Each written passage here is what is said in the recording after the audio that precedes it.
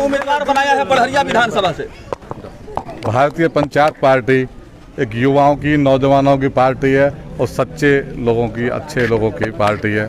गांव किसान की पार्टी है, भारत के मजदूरों की पार्टी है। आज तक भारत में जिन लोगों के लिए कभी कोई भी सरकार बनी हो, कभी काम नहीं किया, उन लोगों की पार्टी है। 80% आबादी इस देश की, भारत की, गाँवों में निवास करती है, जो सच्चे ईमानदार जवान किसान रहते हैं। लेकिन उनकी आबादी के अनुपात में आज तक भी 3% से बजट 80% जनता को, या स्टेट की गवर्नमेंट हो, भारत की गवर्नमेंट हो, सरकार ने कभी नहीं दिया, अनदेखी की है।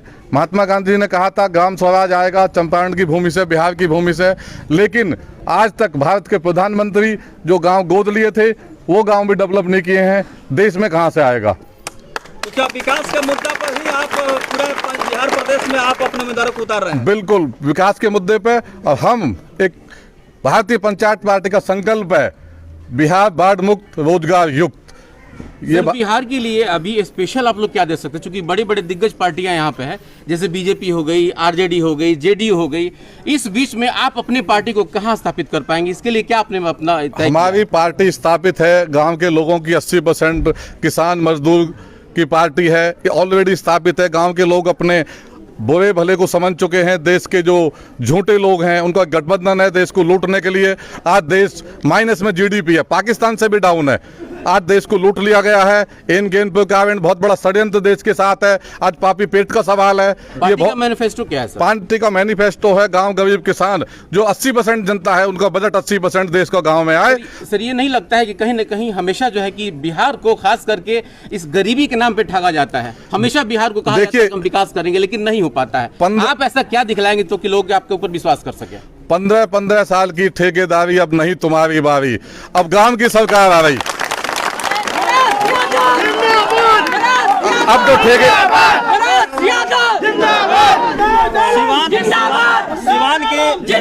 सिवान की अगर पॉलिटिकल बैकग्राउंड का हम लोग एनालिसिस करें तो आप बतलाएं सर, चूंकि राष्ट्रीय अध्यक्ष हैं भारतीय पंचायत पार्टी के, सिवान में किला भेदना कितना कठिन है? बहुत आसान है, बहुत आसान है। ठेकेदारों से जो मुक्ति पानी है, यहाँ की जनता समझ चुकी है। ये आज जात पात की लड़ाई नहीं है, भेदभाव की लड़ाई नहीं है, ये सिर्फ अधिकार की लड़ाई है। मुमताज आलम को क्या आशीर्वाद देना चाहेंगे? मुमताज आलम इस विधानसभा से जीत के विधानसभा में जाएंगे। यहाँ के युवाओं की आवाज होंगे, सिवान की आवाज होंगे, बिहार की आवाज होंगे, और देश में दूसरे राज्यों में सरकार बनाने में सहयोग करेंगे। मुमताज आलम एक अच्छी छवि के, कितनी सीट पे सर आपकी पार्टी? मुमताज आलम एक अच्छी छवि के नौजवान साथी हैं, बहुत संकल्पित हैं। इस क्षेत्र की जनता का सारा सपना पूरा होगा। बिहार बाढ़ मुक्त, रोजगार युक्त, ये मुमताज आलम के नेतृत्व में इस क्षेत्र में किया जाएगा। आपकी पार्टी लड़ रही है? लगभग 200 से ज्यादा सीटों पर लड़ रही है। बहुत सारे सीटिंग एमएलए, एक्स-एमपी पार्टी में है, बहुत सारे ब्यूरोक्रेट हैं। इस पार्टी का जो संविधान बनाया गया है वो भारत के सबसे ईमानदार, जो ये अपना पूलिंग पे कब्जा करते थे लोग, उसको खत्म करने वाले टी.एन. सेशन जी के द्वारा इस पार्टी का संविधान बनाया गया। भारत के बहुत बुद्धिजीवी, DGP, IPS, IAS, high court, supreme court के जस्टिस पार्टी के कोर कमेटी में है। ये पार्टी छोटी पार्टी नहीं है, राष्ट्रीय पार्टी है। 5 राज्यों में देशद्रोहियों को रोकने से सरकार रोकी है, सरकार नहीं बनने दी। मैडम ये जो महिलाओं की बात, मैडम की थोड़ी तबीयत ठीक नहीं है। महिलाओं की जब बात आती है मैडम, तो महिला चूंकि साथ में है, आप लोग कितने प्रत्याशी? ये मेरी जया यादव मेरी मिसेज है, साथ में है। नहीं महिला मतलब आप लोग कितने महिला प्रत्याशी उतार रहे हैं सिवान में? अभी लगभग बिहार में 15 से 20 महिलाएं जो हमारी पार्टी से चुनाव लड़ रही हैं, और युवा महिलाएं, छात्र हैं दिल्ली यूनिवर्सिटी के, बिहार के छात्र हैं, नौजवान साथी हैं। जब युवा हवा चलती है, दिशा बदलती है। ये मेरे साथी युवा खड़े हैं और दिशा बदलेगी जरूर सिवान की। कितने युवा आपकी प्रत्याशी है सर?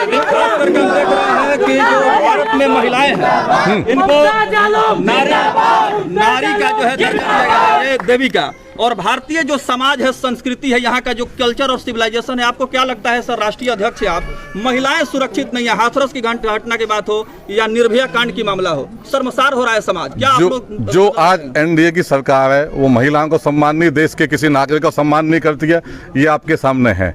आज जो महिलाओं के अपने रेप के मुकदमे लिखवा रही है, पुलिस कहती है उत्तर प्रदेश की कि रेप हुआ ही नहीं। मुजफ्फरपुर का जो कांड है आपके सामने, उसको जांच अच्छे से नहीं हुई। महिलाओं का अपमान जो है किया है इसने नीतीश सरकार ने किया है, यूपी में योगी सरकार कर रही है। एनडीए सरकार बिल्कुल किसी का सम्मान नहीं करती है, ये देश के सामने आ चुका है। अपमान करती है, अपमान की सरकार है।